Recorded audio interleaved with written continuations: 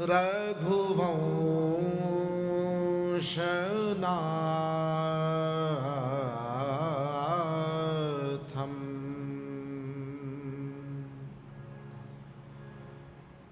कारुण्यरूपम्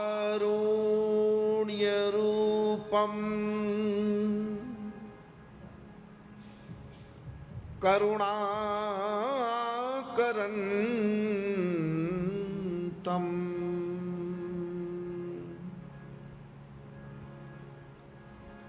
श्रीरामचन्द्रम्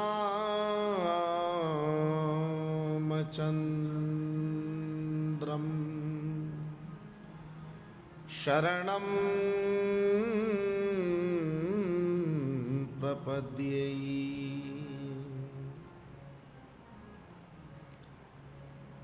मनोजवं मारुततुल्यवेगं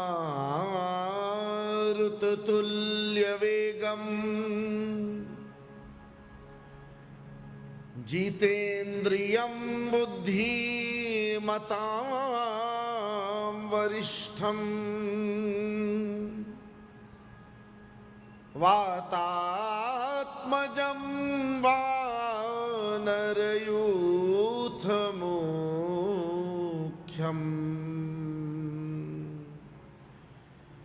श्रीरामदूतं शरणं प्रपद्ये।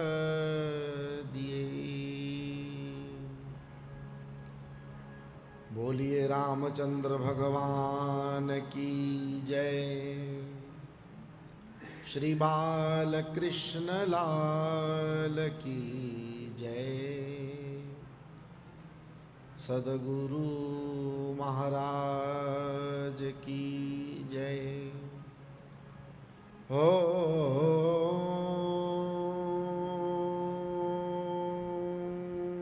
नमः पार्वती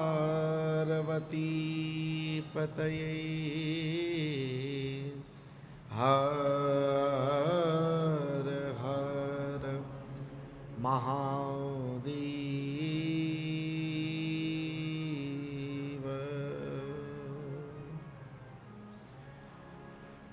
जय रघुनंदन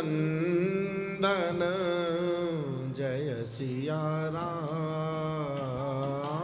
जय रघुनंदन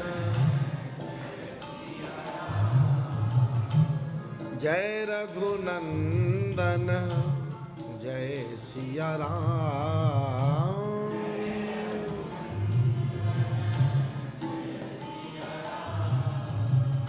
हे दुख भंजन तुम्हें प्रणाम।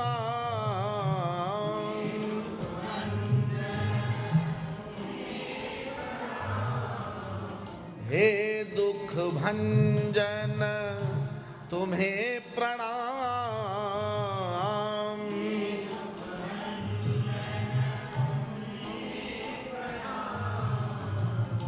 जय सिया राम जय जय सिया राम।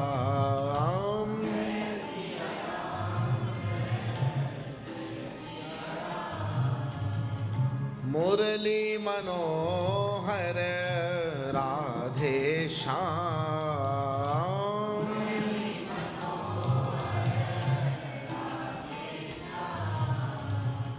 गोपी जन वल्लभ श्री भगवान।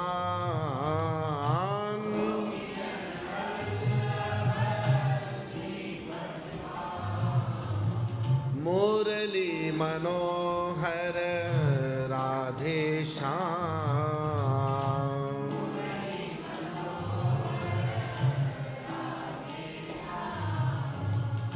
जय डमरूधर शिव भगवान।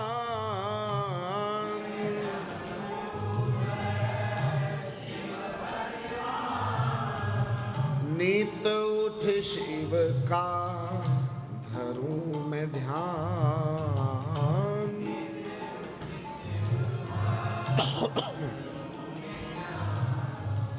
नित उठ शिव का धरूं मैं ध्यान।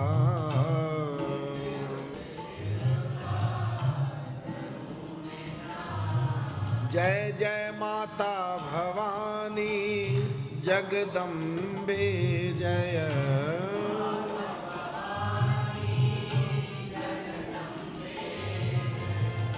जग कल्याणी श्री अम्बे जय।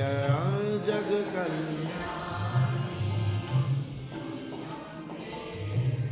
जय जग कल्याणी श्री अम्बे जय।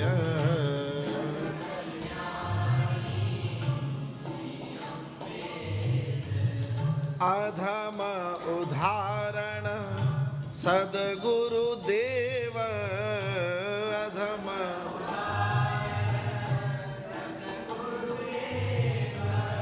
अधम उदाहरण सद्गुरुदेव।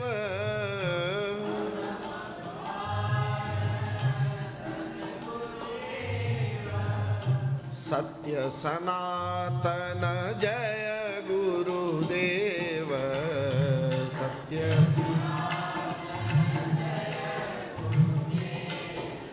सत्य सनातन जय गुरुदेव। सत्य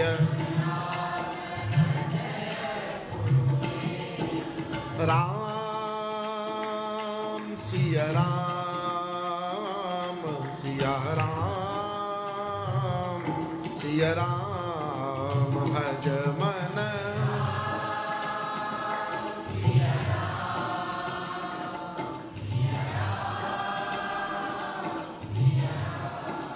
भज मन राम सिया राम सिया राम सिया राम।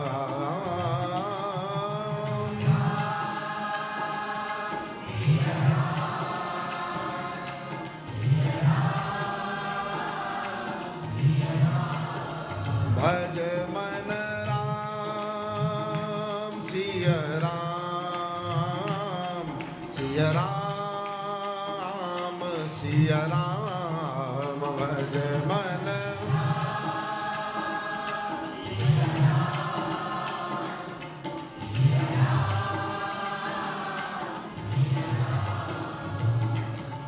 ओ मंगल भवन अमंगल हारी।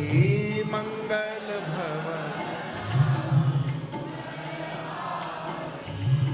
द्रवं सुदशरथ अजीर बिहारी।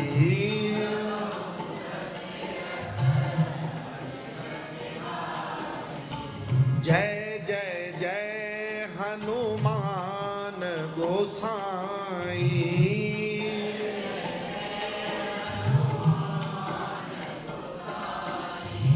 कृपा करो गुरुदेव की नाई। कृपा करो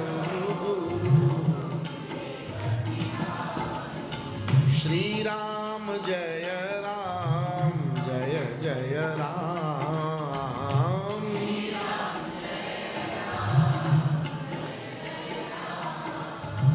जय रघुनंदन जय सिया राम।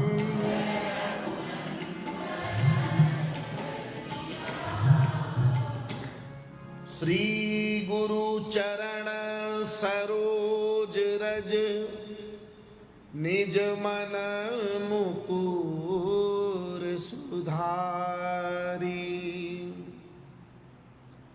बरनौ रघुबर विमल जस जो दायक फल चारी। बुद्धिहीन तनु जानिके सुमिरौ पवन कुमार। बल बुद्धि विद्या देहु मोहि हरहु कलेश विकार। बोलिए हनुमान जी महाराज की जय। पूज्य पाद गोस्वामी श्री तुलसीदास जी महाराज की जय। नमः पार्वती पतये हर हर महादेव।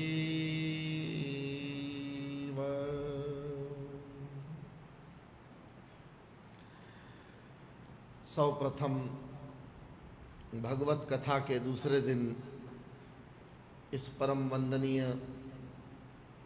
चेतना से भरी भूमि को, जहाँ निरंतर संतों की चैतन्य ज्योत प्रज्वलित है, इस दरबार और इस दरबार के परिसर में मौजूद सभी संतों की चेतना को प्रणाम करते हुए हम सबके वंदनीय पूजनीय साईं को हमारा प्रणाम। भगवान की कथा में रस प्राप्त करने के लिए यहाँ आए हुए आप सभी श्रोता भक्तजन और भक्तिमती माताओं को, और अपने अपने घरों में विज्ञान की सुविधा का आधार प्राप्त करके जो भक्तजन भगवान की कथा का श्रवण लाभ ले रहे हैं और दर्शन कर रहे हैं, आप सभी को कथा के आरंभ में मेरा प्रणाम। जय सिया राम, जय श्री कृष्ण, हर हर महादेव। कल की कथा में हमने सुना कि भगवान नंद नंदन श्री कृष्ण चंद्र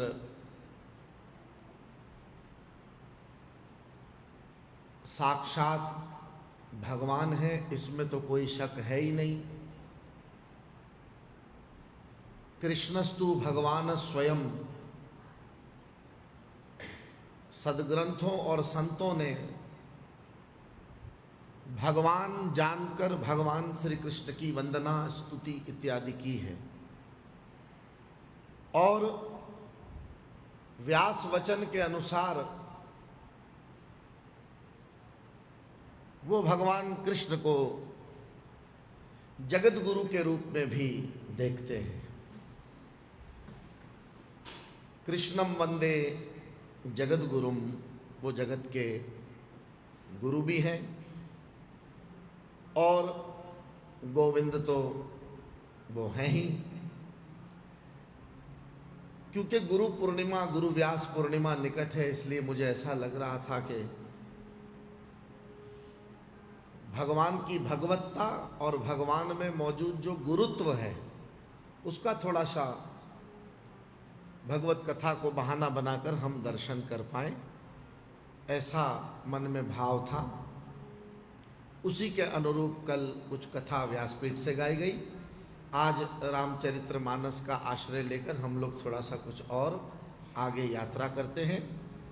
भगवान राम करुणायतन, जिनकी मंगलमयी अमृतमयी कथा का हम श्रवण कर रहे हैं, ऐसे भगवान जब महामुनि अत्तरी जी के आश्रम में पधारे, तब अत्तरी जी ने बड़ी दिव्य स्तुति भगवान राम की वहाँ गाई है। नमामि भक्तवत्सलं नमामि कृपालुशीलकोमलं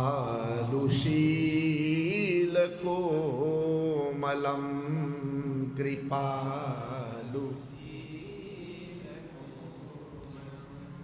महामुनि अत्रि कहते हैं कि भगवान आप भक्त वत्सल हैं, भक्त के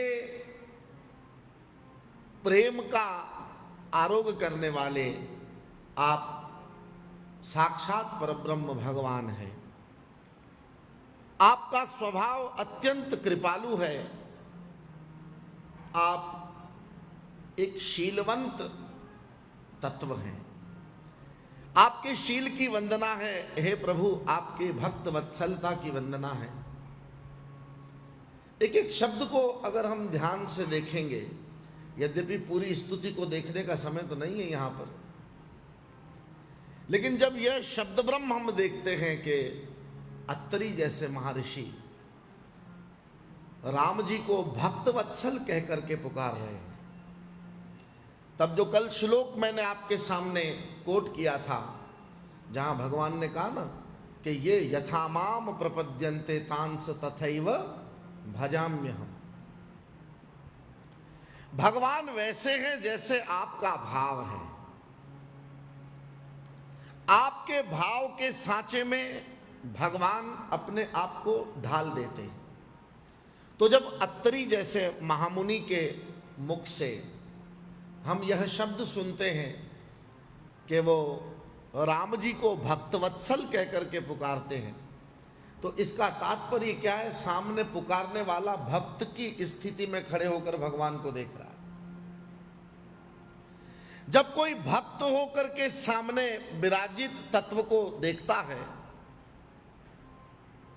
तो भक्तिमय मानसिकता के कारण, भक्तिमय हृदय के कारण सामने खड़ा हुआ तत्व अपने आप को भगवान के रूप में प्रतिपादित कर देता है।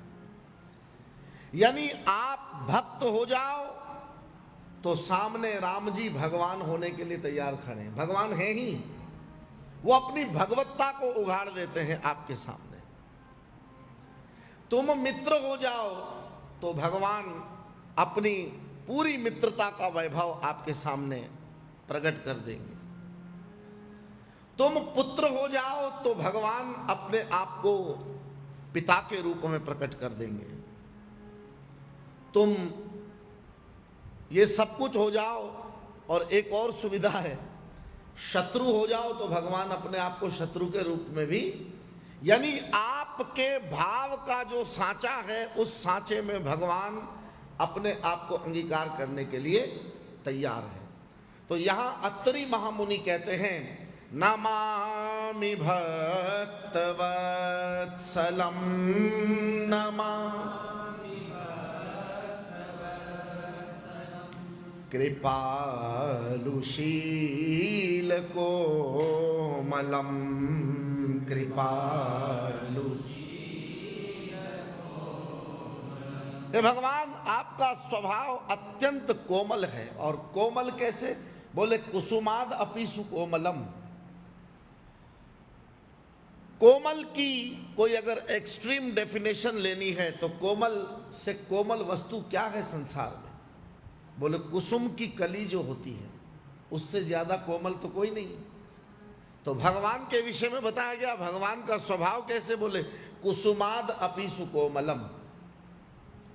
अच्छा, ये स्वभाव भी सामने खड़े व्यक्ति की मानसिकता पर आधारित है।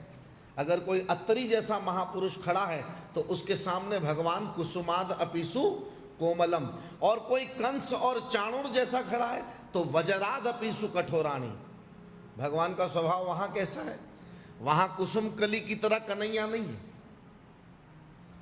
वहां नाजुक नरमीले शर्मीले रसीले सांवरिया वो कन्हैया नहीं है, वहां तो वज्राद अपिसु कठोराणी, वज्र से भी, वज्र की भी कठोरता को पीछे छोड़ दें, ऐसे भगवान कठोर हैं।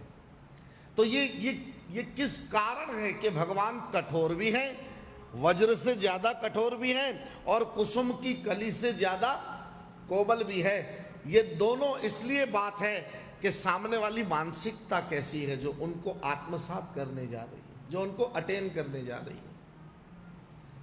अगर आप भक्तिमय मानसिकता को लेकर के जाएंगे तो भगवान आपके लिए कैसे हो जाएंगे?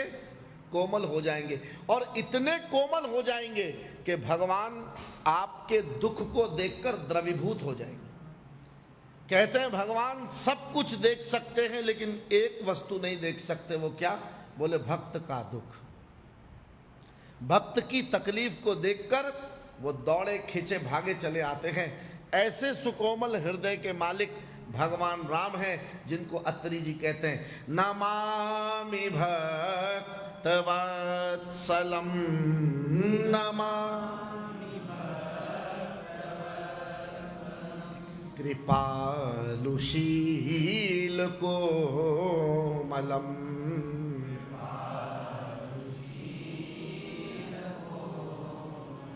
हे भगवान, आपका स्वभाव अत्यंत कृपालु है और आप हृदय से अत्यंत कोमल हैं। आप भक्त के दुख को देखकर द्रवीभूत हो जाते हैं, दौड़े पड़ते हैं, बेचैन हो जाते हैं, विकल व्याकुल हो जाते हैं। ऐसा आपका स्वभाव है परब्रह्म परमात्मा। नमामि ते पदाम्बुजं नमा। आपके चरण कमलों को प्राप्त करके मैं धन्य हो गया, इसलिए अब आपके चरणों में मैं नतमस्तक होकर के नमन करता हूं। और जैसे मैंने कल निवेदन किया कि भगवान के चरणों में यदि नतमस्तक होकर कोई पूरी निष्ठा के साथ प्रणाम कर ले, तो निष्ठा के साथ किया हुआ प्रणाम अनेक अनेक प्रकार के परिणामों को बदल सकता है। हमारे जीवन में जो परिणाम है, हमारे जीवन की जो दशा है, हमारे जीवन की जो करंट पोजीशन है, करंट स्टेटस ऑफ लाइफ जो भी कुछ है, चाहे वो सुख के रूप में या दुख के रूप में है, भगवान उसमें से हमें उबारते हैं और हमारे क्लेशों का शमन करते हैं।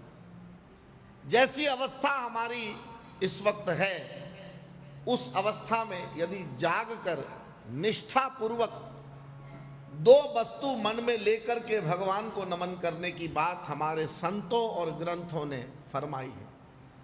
जब भगवान के चरणों में नमन किया जाए तो पूरी श्रद्धा के साथ नमन किया जाए, और जब भगवान के चरणों में नमन किया जाए तो पूर्ण विश्वास के साथ नमन किया जाए कि जिन चरणों में मैं झुक रहा हूं, उन्हीं चरणों के द्वारा मेरा उद्धार निश्चित है। क्योंकि ये भव सागर है और भगवान के चरण कमल इस भव रूपी सागर से तरने के लिए एक नौका के रूप में है। तो वो नौका मुझे तारेगी, ऐसी श्रद्धा वहां होनी चाहिए और ऐसा भरोसा वहां होना चाहिए। ये स्थिति लेकर जो भक्त भगवान के चरणों में प्रणाम करता है, कहते हैं भगवान उस भक्त के हृदय को छोड़कर कभी भी नहीं जाते। उसके हृदय में निरंतर कन्हैया की उपस्थिति का उसको अनुभव होता है। और मैं कल ही पढ़ रहा था तो श्रीला प्रभुपाद जी महाराज लिखते हैं कि भगवान को इस हृदय के अंदर जिसने प्रगाढ़ स्मरण कर लिया हो, गहरा, जिसका स्मरण बहुत गहरा हो, ऊपर ऊपर से नहीं हो, स्मरण की गहराई हो, माला की गहराई हो। माला ऊपर से कम अंदर से ज्यादा होनी चाहिए। यद्यपि आप अंदर से ही कर रहे हैं, लेकिन मैं आपको विशेष जगाना चाहता हूं कि ध्यान रहे, ख्याल रहे, ये माला तन से तो हो ही रही है लेकिन मन से भी हो, मन की गहराई के साथ। यो माम स्मरति नित्यशः। एक तो सुमिरन की शर्त भगवान ने लगाई है। शर्त शब्द पता नहीं मैं यूज करूं कि नहीं, लेकिन भगवान कहते हैं एक तो मेरा सुमिरन होना चाहिए। भक्त के पास क्या होना चाहिए? मेरा सुमिरन होना चाहिए। और सुमिरन आर्जी बुनियादों पर नहीं होना चाहिए। यो माम स्मरति नित्यशः। भगवान कहते हैं जो निरंतर मेरा सुमिरन करता है। तो एक तो सुमिरन हो, कैसे हो? श्रद्धा और विश्वास पूर्वक। दूसरे नंबर पर वो सुमिरन कैसा हो? बोले मुस्तकिल बुनियादों पर होना चाहिए। हम लोग क्या करते हैं? हम लोग सुमिरन तो करते हैं, लेकिन हमारा सुमिरन अभी उस कक्षा पर नहीं पहुंचा जहां निरंतर भगवान की स्मृति होती हो। मैं समझ रहा हूं, ये बोल जब मैं रहा हूं तो ये बोलने में बड़ा आसान है, ये बोलने में बहुत इजी है, करने में बहुत कठिन है, लेकिन वहां तक पहुंचे बिना कोई चारा भी नहीं है। इसलिए हमें थोड़ा और जागकर उस ओर जंप लगानी पड़ेगी। जैसे हनुमान जी ने लगाई ना, प्रभु मुद्रिका मेली मुख माही जलधि लांगी गए अचरज नाही। अभी अचरज होगी, लेकिन भगवान के नाम के साथ गहरी निष्ठा होगी, श्रद्धा और भरोसे के साथ। जब ये माला तन के साथ तो हो रही है, लेकिन जब मन के साथ होगी, और मन के साथ हुई इस माला के प्रभाव और परिणाम में क्या घटना घटेगी बोले भगवान हृदय में है, ऐसी अनुभूति हो जाएगी। आपके परमात्मा परब्रह्म कन्हैया सांवरिया आपसे एक पल के लिए भी दूर नहीं है, ऐसा गहरा एक्सपीरियंस हो जाएगा। और ये एक्सपीरियंस जब हो जाता है तो प्रभुपाद जी महाराज कहते हैं कि ऐसा व्यक्ति इस संसार के भूखंड के किसी भी हिस्से में चला जाए, वहां वो व्यक्ति भगवान के सुमिरन के माध्यम से तीर्थ को उत्पन्न कर देता है। यानी ऐसी स्थिति में पहुंचा हुआ भक्त जहां जाता है, वो स्थान सामान्य रूप से भले ही सामान्य हो, लेकिन उसके स्मरण के प्रताप से, उसके भजन के प्रताप से वो स्थान तीर्थ में परिवर्तित हो जाता है। अब हम लोग क्या करते हैं, मैं कल ही कुछ श्रोता यहाँ पूछ रहे थे तो उनसे रात में बात करते हुए कह रहा था, हम कुछ कारण हैं जब जिस वजूहात से हमारा स्मरण पक्का नहीं हो पाता। कभी कभी हम लोग काल के कारण दुखी होते हैं। कोई समय ऐसा आ जाता है, काल वक्त ऐसा आ जाता है, उस वक्त के कारण दुखी हो जाते हैं, और उस दुख के प्रभाव के कारण हमारा सुमिरन फीका पड़ जाता है, क्योंकि सारी ऊर्जा उस दुख को समेटने में लग जाती है। एक काल के कारण, दूसरा एक कर्म के कारण। कभी कभी ऐसा होता है हमारे कर्म के प्रभाव से हमारा स्मरण फीका पड़ जाता है। तीसरा काल, कर्म, कोई परिस्थिति ऐसी आ जाती है, कोई मौका ऐसा बन जाता है जिस मौके की वजह से हमारा ध्यान स्मरण में कम और संसार में ज्यादा लग जाता है। और चौथी अंतिम वस्तु जो संतों ने फरमाई, ये तीन वस्तु तो है, लेकिन एक दुख होता है अपने स्वभाव के कारण। काल भी ठीक होगा, कर्म भी ठीक चल रहे होंगे, परिस्थितियां भी ठीक होंगी, लेकिन मनुष्य स्वभाव से ही दुखी होगा।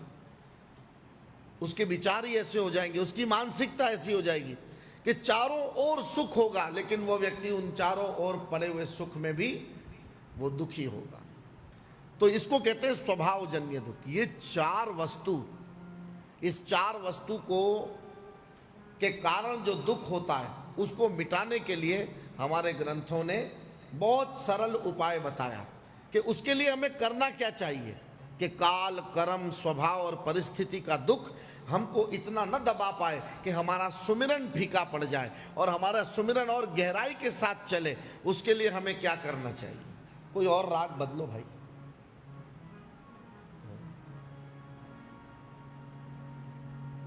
लकीर पे नहीं चलो। क्या करना है उसके लिए ध्यान दो।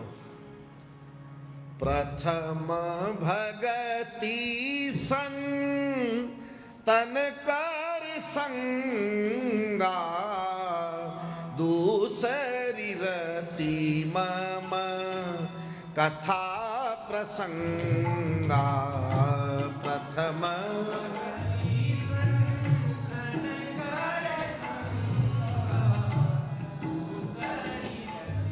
टेम्पो गिराओ। प्रथम भगति सन तन कर संगा, दूसरी रति मम कथा प्रसंगा। प्रथम भगति, बहुत अच्छा।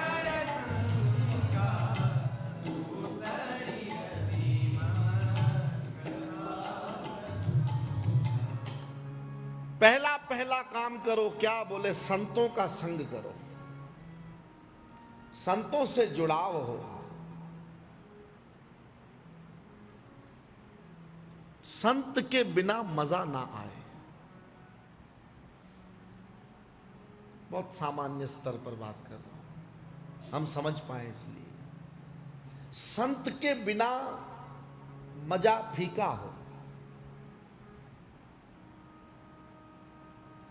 हमारे बाबा, जब हम जहाँ मेरी परवरिश हुई, उनको बहुत परिभ्रमण करना पड़ता था, तो 90% तो मैं साथ जाता था, लेकिन कभी कभी 10% किसी कारणवश वो मुझे जब छोड़ते थे और दरबार से कहीं जाते थे, वो जितने दिन ना हो उतने दिन दरबार फीका लगता था।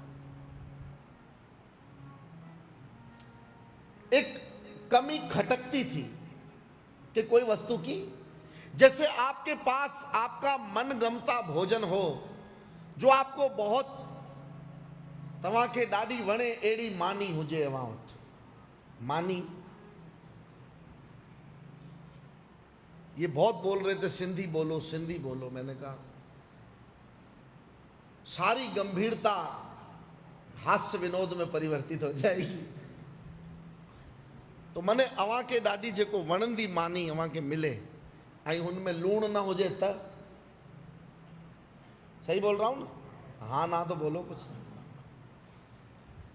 इतनी अच्छी स्वादिष्ट भोजन की सामग्री हो लेकिन उसमें नमक ना हो तो स्वाद खटकेगा। खटकेगा या नहीं खटकेगा?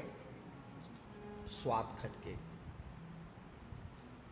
किसी कारण से लोग शुगर ना पीते हो वो बात अलग है, लेकिन कोई चाय पियो, कोई खीर खाओ।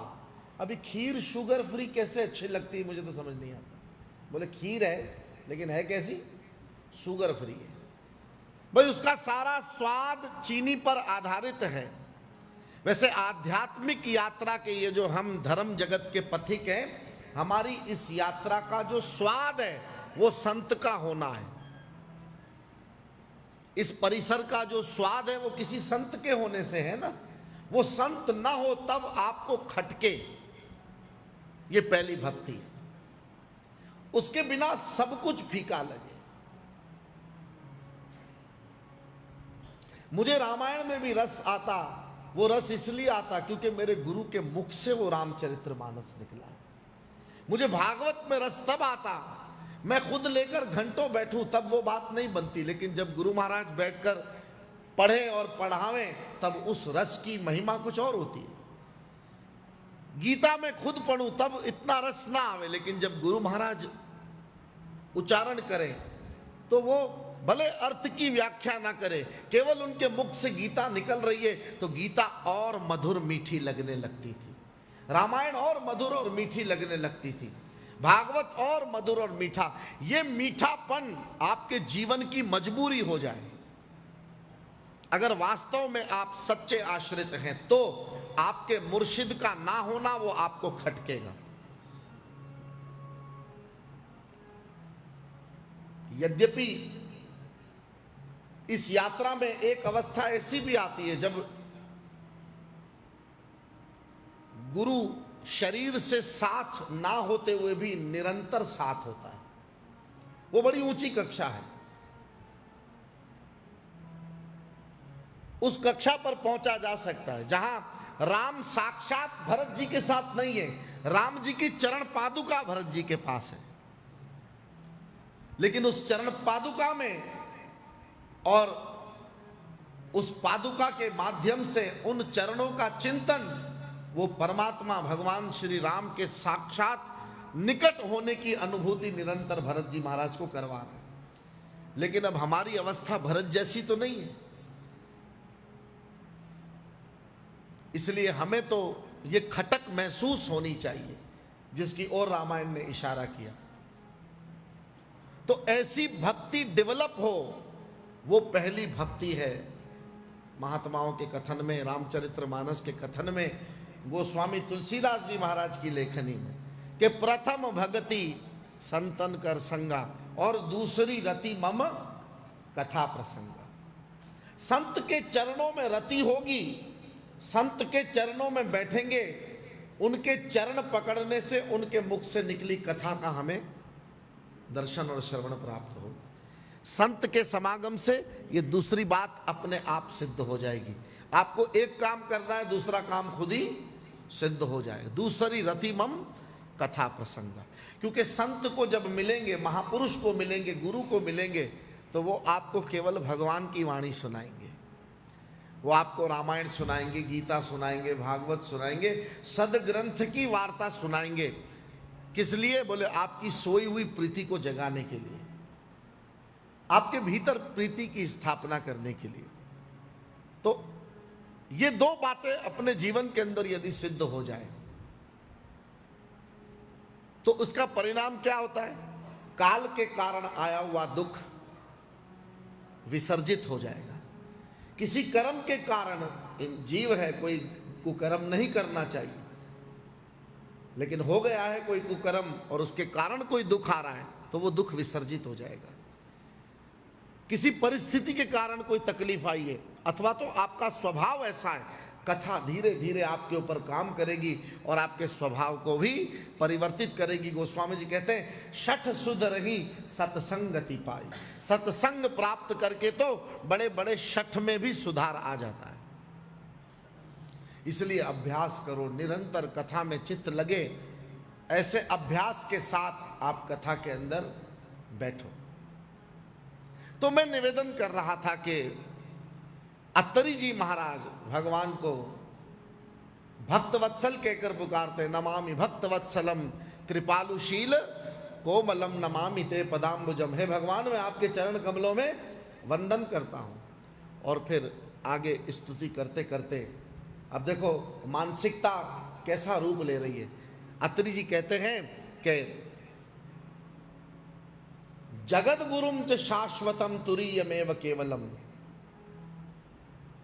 हे भगवान, आप जगत के गुरु हैं। जगत गुरु का मतलब जो जगत को मार्गदर्शन करने के लिए, मार्गदर्शन प्रदान करने के लिए पर्याप्त तत्व, जिसका अस्तित्व नख से लेकर शिखा तक दुनिया को शिक्षित करने के लिए हो, जिसको चरण से लेकर मस्तक तक देखने पर हम अपने भीतर सुधार प्रकट कर सकें, ऐसे किसी तत्व को जगत गुरु कहते हैं। और अब ये शब्द इसलिए आया क्योंकि सामने खड़ा हुआ व्यक्ति एक समर्पित शिष्य की दृष्टि से देख रहा है। यदि मैं भक्त की दृष्टि से देखूंगा तो राम भगवान है, यदि मैं चेले की दृष्टि से देखूंगा तो राम सदगुरु है। और केवल सदगुरु नहीं, जगत गुरुम च शाश्वतम तुरीयमेव केवलम, वो जगत गुरु। और वो जगत गुरु के रूप में भी गुरुर ब्रह्मा गुरुर विष्णु गुरुर्देवो महेश्वरः गुरुर साक्षात परब्रह्म। गुरु में और भगवान में कोई भेद नहीं है। वो साक्षात परब्रह्म परमात्मा ही है जो गुरु के रूप में हमारे सामने उपस्थित है। उसको उपमाएं दी हमारे महापुरुषों ने, ऋषियों ने। जिसने उसको जाना, उसने उसको उस दृष्टि से देखा और फिर हमारे सामने उसको बयान किया कि वो जो गुरु तत्व है, जिसको जगत गुरु कहकर अत्तरी जी महाराज जिनकी वंदना कर रहे, उसको ब्रह्मा कहा गया। ब्रह्मा जी कौन है? सृष्टि का निर्माण करते हैं। विष्णु कौन है? सृष्टि का पालन करते हैं। और शंकर कौन है? संहार करते हैं। तो ब्रह्मा जी निर्माण का कार्य करते हैं, गुरु भी निर्माण का कार्य करता है। क्या निर्माण करता है? बोले चेले के जीवन में चरित्र का निर्माण करने का काम गुरु करता है। गुरु वो है जो अपने चेले को चरित्रवान बनाए, एक आदर्श चरित्र की स्थापना करे अपने शिष्य के भीतर। हमको किसी समर्थ महापुरुष का संग हो ना, तब हमें भी बड़ी जिम्मेदारी से इस बात को देखना है कि उसके साथ रहने का जस हमें मिल तो रहा है, लेकिन क्या हम अपने किरदार को डेवलप कर पा रहे हैं? क्या हम चरित्र निर्माण कर पा रहे हैं? क्या संत की सौम्यता, सुगमता, शांति, शील, संतोष, दया, गरीबी, बंदगी, ये उसके जो स्वभाव हैं, क्या वो हमारे चरित्र में आ रहे हैं? इसको ध्यान से देखना है। अगर वो नहीं आ रहे तो उस पर गहराई से काम करो। साधु के साथ रहने पर व्यक्ति के चरित्र में दया आविर्भाव होनी चाहिए। महात्मा कबीर के सूत्र हैं, दया, गरीबी, बंदगी, समता, शील, निधान, एते लक्षण साधु के कहत कबीर सुजान। क्या है? दया, साधु में दया है। किसी महापुरुष के साथ रहने पर हमारी प्रसिद्धि बढ़े, इतने मात्र से खुश मत हो जाना। किसी साधु के साथ रहने पर हमारे चरित्र में दया बढ़े, हमारी गरीबी बढ़े, एक वैभव के बीच में हम एक फकीर की तरह रहना सीखें, अपने आप को उस सब वैभव ऐश्वर्य से अस्पृश्य रखें, हम उसका स्पर्श न कर पाए। ये वस्तुओं का हमें स्पर्श ना हो, हम एक अमीरी में एक फकीरी का अनुभव कर पाए। इसीलिए कबीर कहते हैं, मन लागो मेरो यार फकीरी में। फकीरी का अपना एक रस है, अपना एक चस्का है। वो गरीबी साधु के स्वभाव के अंदर पाई जाती है, और उससे जो जुड़ता है उसके चरित्र में स्वाभाविक रूप से ये गुण प्रवेश करने चाहिए। दया, गरीबी, बंदगी, समता, उसके जीवन में समता बढ़नी चाहिए। शील, बोलने का शील होता है, उठने का शील होता है, बैठने का शील होता है, कोई बात करने का शील होता है, कौन सी बात किस वक्त की जाए उसका शील होता है, उसका एक समय होता है। ये शील आना चाहिए जीवन में। एते लक्षण साधु के, ये सब साधु के लक्षण हैं। इसलिए रामचरितमानस कहती है, प्रथम भगति संतन कर संगा।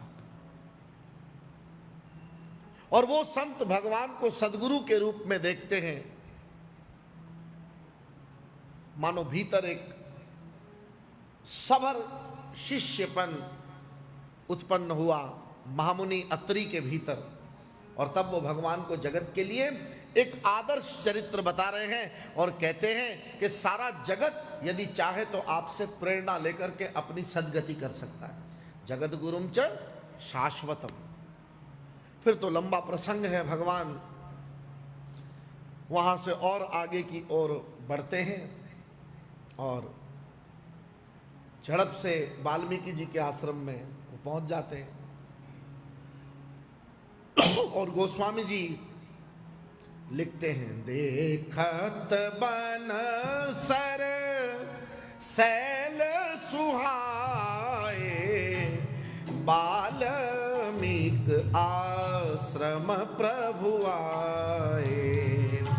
देखत बन सर सैल सुहाए, बाल्मीक आश्रम प्रभु आए। बाल्मीक मन आनंद भारी,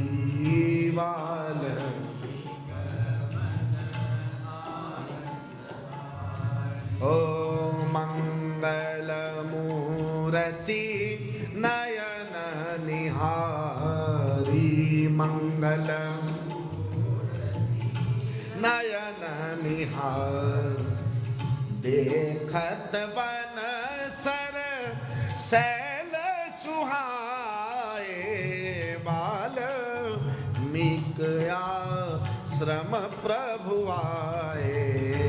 देखत बन सर सैल सुहाए, बाल्मीक आश्रम प्रभु आए। वाल्मीकि जी के आश्रम में भगवान राम का पदारविंद आया और कहते हैं वाल्मीकि जी का मन आनंद से उमड़ने लगा। कोई साधु आ जाए तो लगे बाहर आई है। क्या लगे? बाहर आई। एक मानसिकता हो जाती है साधु संग में रहने के कारण। जब कोई साधु आए, महापुरुष आए, मेहमान आए तो बाहर आनी चाहिए, बुखार नहीं आना चाहिए। मेहमान आए तो बाहर आए। अतिथि देवो भव, अतिथि भगवान का रूप है। मेहमान आए तो बुखार नहीं आना चाहिए, आना चाहिए। वो खाली आता है तो और तकलीफ होती। वो कहाँ गया साहिल? केक वेक मंगाए उसने, भाई बड़े खर्चा किया है बहुत। साधु आए तो उसकी सेवा करनी होती है। थोड़ा अपना पक्ष भी हमें रखना होता है ना, इसलिए। कोई पूछे ही नहीं तो बेचारा जल्दी चला जाएगा। कहते ना बीमारी आती है तो बीमारी को ज़्यादा पूछना नहीं चाहिए, वरना वो ज़्यादा देर तक टिकती है। उसको भूल जाओ, उसकी इतनी तीमारदारी नहीं करो। लेकिन हमारी सनातन वैदिक संस्कृति को प्रणाम है कि जहाँ कोई साधु, साधु तो बहुत बड़ी बात है। साहिब इतना दीजिए जामे कुटुम समाए, मैं भी भूखा ना रहूं और कोई संत न भूखा जाए। हमारे यहाँ कितनी बड़ी है हमारी संस्कृति। कुत्ते को भी टुकड़ा हमारे यहाँ डाला जाता है, गाय को रोटी देने का भाव है हमारे यहाँ। अतिथि को भगवान मानकर उसका सत्कार करने का भाव है। साधु आए तो बैठे नहीं रहना है, उठ खड़े होना है। अगर बैठे हो तो बैठे मत रहना, साधु आ जाए तो उसकी मर्यादा में खड़े होना है। ये इसलिए बता रहा हूं, राम जी ने किया है ये सारा। बैठे हो तो खड़े हो जाओ, कुछ व्यवस्थाओं के कारण उसका विवेक रखकर। फिर ये नहीं कि कल आप मुझे ऐसा कहो कि महाराज ने कहा था खड़े हो जाना है, नहीं। कुछ व्यवस्था अपनी जगह, विवेक अपनी जगह, उसका इस्तेमाल करके ही मैं बता रहा हूं। मैं ये निवेदन कर रहा हूं, कोई पहुंची हुई महाहस्ती आ जाए और हम बैठे रहे, मर्यादा नहीं। खड़े हो जाओ, खड़े हो जाओ तो मुंह तकते मत रहो, दंडवत प्रणाम करो। हमारे यहाँ ये भाव है। गोस्वामी जी लिखते हैं, मुनि कहो राम दंडवत कीना, आशीर्वाद विप्रवर दीना। मुनि कहु राम दंडवत कीना, आशीर्वाद विप्रवर दीना। मुनि कहो राम दंडवत कीना। भगवान राम दंडवत समझते हैं ना, दंडवत, दंड की तरह जमीन पर लेट जाओ। अष्टांग वंदन एक और गंभीर शब्द है इसके लिए, अष्टांग वंदना, 8 अंग वंदन के भाव से झुक जाए। लेकिन इसमें भाव प्रधान है, वरना तो सिर्फ शारीरिक एक्सरसाइज की बात नहीं की गई। ऐसा भाव हो कि हमें अपने 8 अंग जमीन पर लगाकर उसको प्रणाम करना पड़े, ये भाव होना चाहिए। और वो भगवान ने किया। देखो, भगवान होते हुए भी मानव शरीर के अंदर रहकर जो मर्यादाएं हैं उसका कितनी गहराई के साथ पालन करते हैं। नहीं तो बोले अब छोड़ो, हम तो हैं ही भगवान, हम क्यों प्रणाम करें। नहीं, भगवान ने बताया कि मनुष्य का कर्तव्य क्या है, सेवक का कर्तव्य क्या है, आश्रित का कर्तव्य क्या है, कोई साधु आ जाए उसकी क्या मर्यादा है। मुनि कहो राम दंडवत कीना, आशीर्वाद विप्रवर दीना। देखी राम छवि नयन जुड़ाने। कहते राम जी की छवि को देखकर वाल्मीकि जी के नयन एक टकटकी मारकर भगवान के उस दिव्य मुखमंडल का दर्शन करने लगे और करी सन्मान आश्रम ही आने। बहुत प्रकार से वाल्मीकि जी महाराज ने सम्मान किया और सम्मान करके आश्रम के अंदर उनको लेकर आए। मुनिवर अतिथि प्राण प्रिय पाए, कंद मूल फल मधुर मगाए। जो वहाँ उपचार किया जा सकता था उस उपचार के द्वारा भगवान का आतिथ्य सत्कार किया, और मेहमान मिला तो माने निधि मिल गई, ऐसा भाव रखकर महामुनि वाल्मीकि जी ने भगवान का सत्कार किया।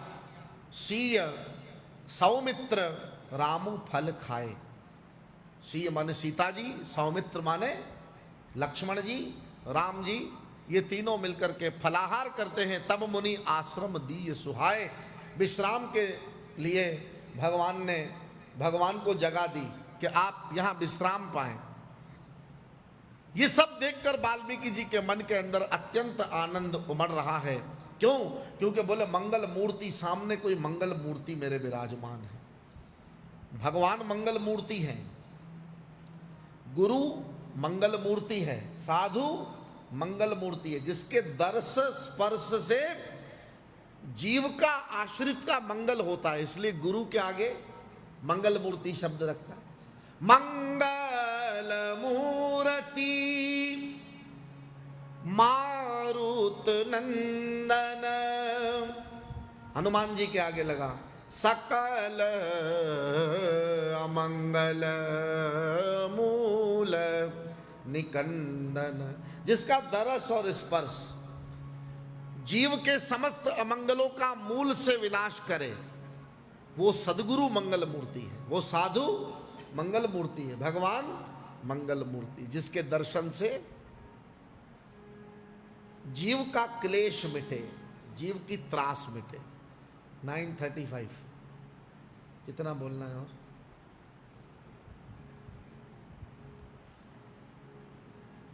अरे कुछ तो बोलो भाई, 5 मिनट बोले, 10 मिनट बोले, खिलो था सब। हाँ, तो मुझे पता है 5 मिनट ही बोलना है, मैं वैसे ही पूछ रहा हूँ। तो भगवान मंगल मूर्ति है, ये देखकर वाल्मीकि जी का मन अत्यंत प्रसन्नता से भर गया। तब भगवान ने अवसर पाकर के वाल्मीकि जी के साथ कुछ संवाद शुरू किया। देखो, भगवान भी अवसर की प्रतीक्षा करते। सुजान और विवेकशील पुरुष और स्त्री वो है जो सही समय पर सही बात को प्रस्तुत करने का विवेक रखते हैं। और मैं आपको निवेदन करूं, आधा मसला सही समय पर सही बात करने से हल हो जाता है, लेकिन हमारे पास क्योंकि विवेक नहीं होता, इसलिए हम अवसर चूक जाते। गोस्वामी जी लिखते हैं, तब कर कमाल जोड़ी रघुराई, बोले बचन श्रवण सुखदाई। तब कर कमल, दोनों हाथ जोड़े भगवान राम ने, और दोनों हाथ जोड़ करके भगवान मंद मुस्कान मुख पर रख करके कुछ वचन बोले। और कैसे वचन बोले? बोले जिस वचनों के कारण श्रवण करने से हृदय को विश्राम मिलता हो, ऐसे वचन। गोस्वामी जी लिखते हैं, हो तब कर कमल जोड़ी रघुराई, बोले बचन श्रवण सुखदाई। तुम त्रिकाल दर्शि मुनिनाथ, विश्व मदर जिमि तुम्हारे हाथ। अस कहि प्रभु सब कथा बखानी, जेहि जेहि भांति दीनु बन रानी। सबके हृदय को संतोष हो, ऐसे वचन बोलने चाहिए। और ऐसे वचनों का उपयोग किया भगवान ने, और बोले कि हे मुनिवर, आप त्रिकालदर्शी हैं। तीनों काल का ज्ञान रखने वाले को त्रिकालदर्शी कहते हैं। 3 काल कौन से होते हैं? हाँ बोलो अविनाश, बोलो बोलो, डरो नहीं। गलत बोलोगे तो मैं बताऊंगा, इसमें क्या है। भूत, भूत कौन सा? भूत कितना आयो बीच में? हाँ, तुम्हारा नाम क्या है? हाँ क्या? गिरीश।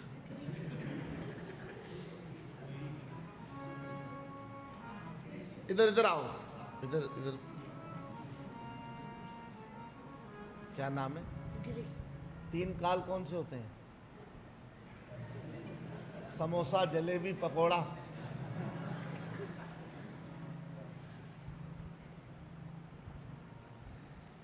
पांच 5000 लोगों ने देखा तुम्हारे को, ताली तो बजाओ इसके लिए। 3 काल होते हैं। भूत, भूत माने वो टीवी फिल्म वाले हॉरर फिल्म के भूत नहीं, वो नहीं। भूत माने जो गुजर चुका है, ऐसा ही है ना, माजी, पास्ट। भूत वर्तमान, वर्तमान माने मौजूदा वक्त, और भविष्य माने आने वाला कल। तुम त्रिकालदर्शी मुनिनाथा, हे प्रभु आप तीनों काल के दर्शन करने वाले हैं। वाल्मीकि जी महान कवि हैं, साक्षात भगवत स्वरूप है। और जिन्होंने राम कथा का ऐसा दिव्य एटर्नल लिटरेचर वाल्मीकि रामायण के नाम से पूरे संसार को दिया, जोरदार दोनों हाथ उठाकर ताली बजाइए उनके लिए। आदि कवि रामायण रामचरितमानस तो ठीक, लेकिन रामायण अद्भुत। कितने हजार श्लोक है? 24,000 श्लोक जगत को प्रदान किए, राम का प्रस्तुतिकरण किया वाल्मीकि रामायण के रूप में। ऐसे महान ऋषि, तीनों काल के दर्शन करने वाले, भूत भविष्य और वर्तमान। विश्व बदर जिमि तुम्हारे हाथा, आपके हाथ में तो सारा ब्रह्मांड है प्रभु। और फिर उसके बाद जो जो घटना घटी, कैकेयी के कारण किस प्रकार वनवास हुआ, कैसे ये सब कुछ हुआ, यहां तक पहुंचे, ये सब बात बहुत संक्षेप में सुनाई। देखी पाय मुनि राय तुम्हारे, भय सुकृत सब सुफल हमारे। हे महर्षि वाल्मीकि जी महाराज, आपके चरण कमलों का दर्शन प्राप्त किया, हमें लग रहा है हमारे समस्त पुण्य कर्म फलीभूत हो गए हैं, तभी तो आपके चरणों को देखा है। आपके चरणों का दीदार, ये हमारे किए हुए बहुत अनंत सुकृतों के फलस्वरूप हमें आपके चरण प्राप्त हुए हैं। अब हम पर कृपा कीजिए।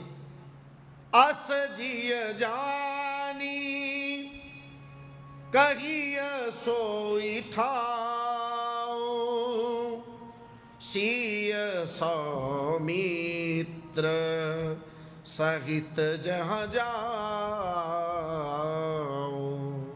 अब हम पर कृपा कीजिए, हमें स्थान बताइए जहां सिय सौमित्र यानी लक्ष्मण और जानकी जी के सहित जाकर के मैं वहां रहूं। ऐसा कोई स्थान हमारे को आप बताइए। भगवान भरद्वाज जी को मार्ग पूछते हैं, अत्तरी जी को क्या पूछते हैं? मंत्र पूछते हैं, और वाल्मीकि जी को स्थान पूछते हैं। मुझे स्थान बताइए प्रभु, मैं कहां जाकर रहूं। और फिर आगे बहुत विस्तार है इसका, तो आज की कथा को हम यहीं विराम दें इन्हीं सूत्रों के साथ के भैरवी भैरवी वाल्मीकि जी बड़े प्रसन्न हुए। छंद है वो गाकर फिर कथा को मैं विराम देता हूं। भाव और प्रेम से भरो भरो भरो।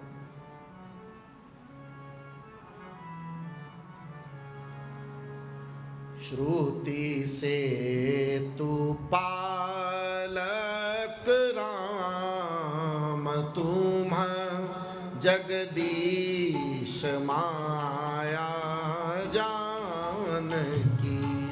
श्रुति से तू पालक राम तुम जगदीश माया जानकी। जो सृजति जगु पालती हरति रुख पाई कृपा निधान की। जो सृजति जगु पालती हरति रुख पाई कृपा निधान की। जो असीस महीधरु लखन सचराचर घनी। जो सहस शीस अहीस महीधरु लखन सचराचर धनी। सुर काज धरी नर तनु चल दल नखल निश्चरणी। श्रुति से तू पालक राम तुम जगदीश माया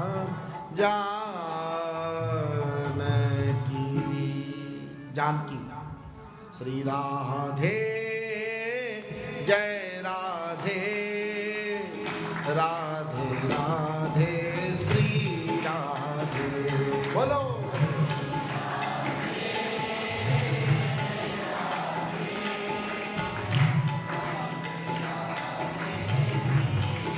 भाव से पुकारिए। राधे जय राधे राधे राधे श्री राधे।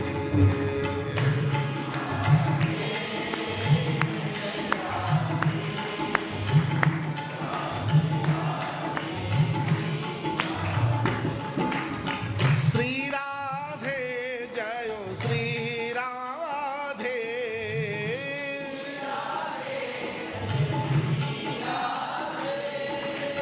श्री राधे जय श्री राधे।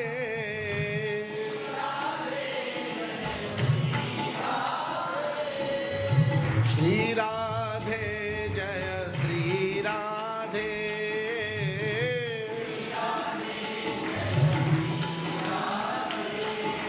श्री राधे जय श्री राधे।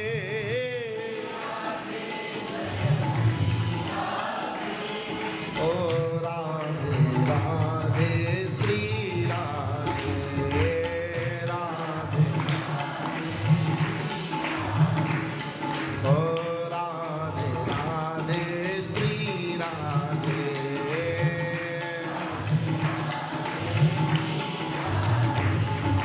श्री राधे जय राधे राधे राधे श्री राधे।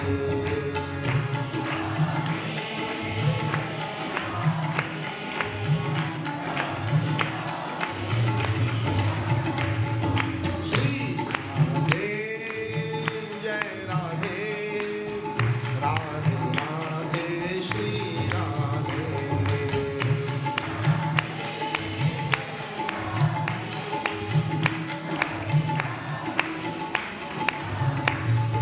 श्री राधे जय राधे राधे राधे श्री राधे।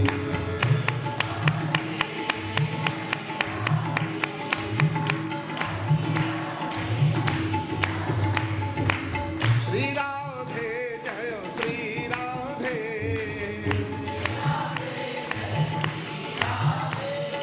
श्री राधे जय श्री राधे। श्री राधे जय श्री राधे।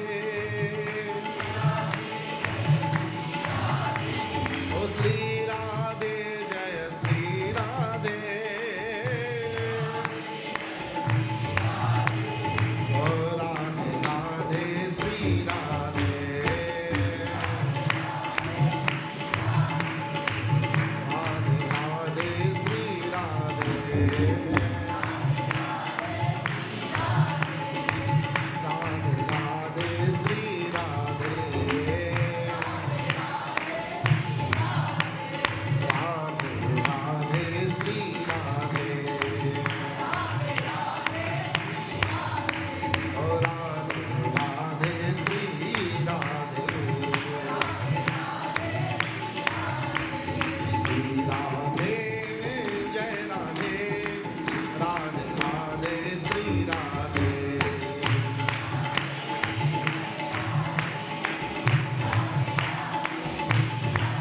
जय जय श्री राधे। जय जय श्री राधे। जय जय श्री राधे। श्री वृंदावन विहारी लाल की जय श्री कृष्ण।